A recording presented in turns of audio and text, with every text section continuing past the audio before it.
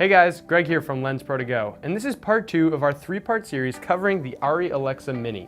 In this one, we're going to be covering all of the menus, the layout, and setup. If you missed part 1, go and check that out where I cover the external features, all the different ports and configurations.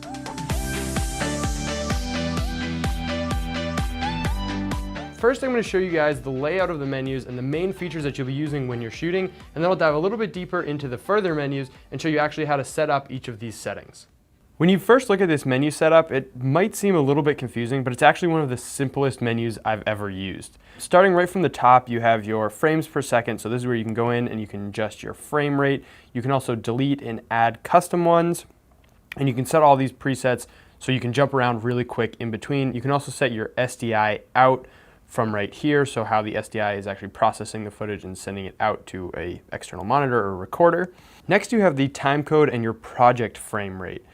Going into here, so you can see your time code, you can set it up so it's record run or free run, or you can jam sync time code. And then we also have the project rate. So this is actually what everything's going to be playing back at. So if you overcrank or undercrank, everything's going to be playing back at 24 frames per second. Then you have some real counts, so you can change which card number you're on just to keep track for a DIT or your editor for when you get into post. Next, we have the shutter angle. Currently it's set up in angle, but you can also switch unit, and this is going to switch it to shutter speed. So now you can see we're at 1/50th. Again, you can add and delete your own presets. So you can add anything from 125/50, 121/50. You can add it to whatever you want, add that to your list, and then you can set that as your shutter speed.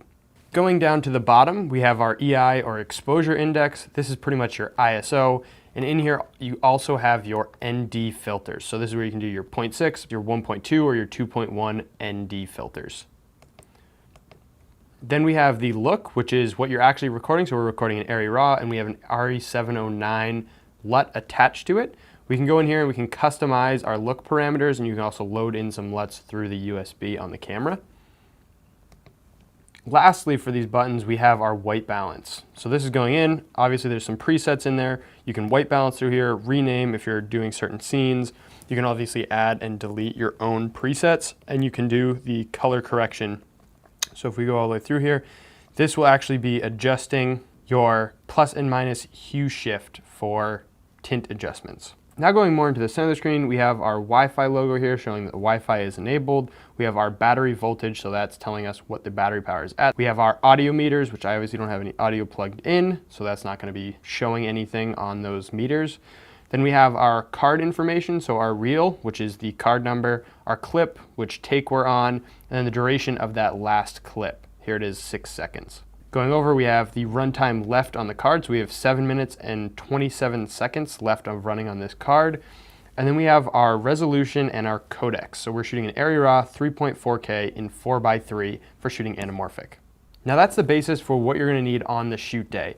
Now before you start shooting, you're going to want to set up some stuff before. So if we go into the menu from the side here, just by clicking that jog wheel, we can go into the recording mode, and this is where you actually set up what codec you're shooting in. So we're setting up an ARRI RAW, but you can do ProRes 422, 444, however you want to set it up. Then you can go into your resolution. We're shooting 4:3, but you can shoot 16:9, 239. If you change your recording codec, you'll also get the option to change some resolutions for some different aspect ratios when you're shooting. Then you have your project settings. So this is where you're setting up. We're shooting in 24p. Same thing as what we saw in the time code settings.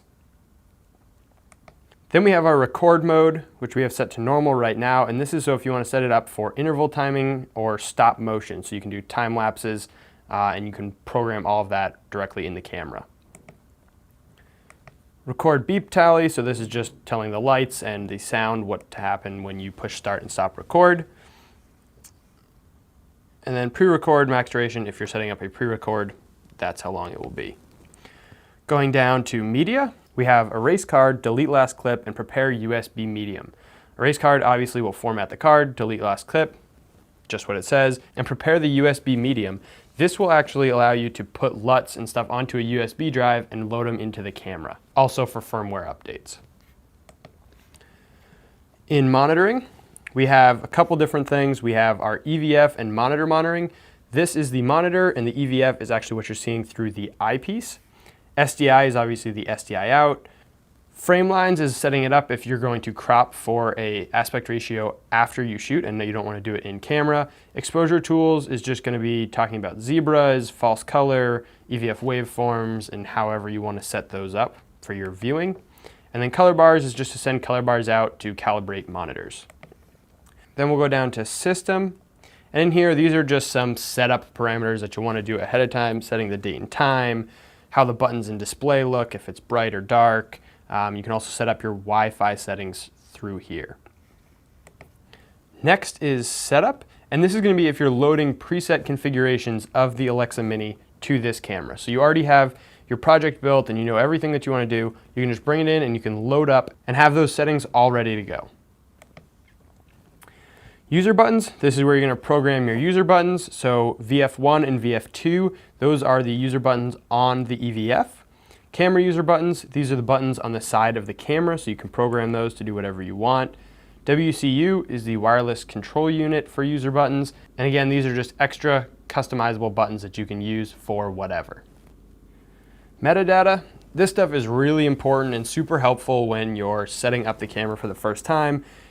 It takes a little while to do it through the EVF, but if you hook it up to the Wi-Fi, you can type in all of this information and it'll go much faster. So you have your production company, the director, cinematographer, camera operator, location, scene, take, user info for whatever you want. And this will really help you once you get into post, planning out and compiling all of your footage for editing. Hopefully this video helped you guys out and showed you how simple and easy these menus actually are. If you want some more hands-on with the menus, Ari has a great simulator over on the website, which I'm going to put a link to in the description below. If you guys have any questions on this, leave a comment. Don't forget to like and subscribe. And check out part 3 where we actually show you how to rig this camera up for a bunch of different situations like gimbals, tripods, and shoulder mounts. Thanks for watching.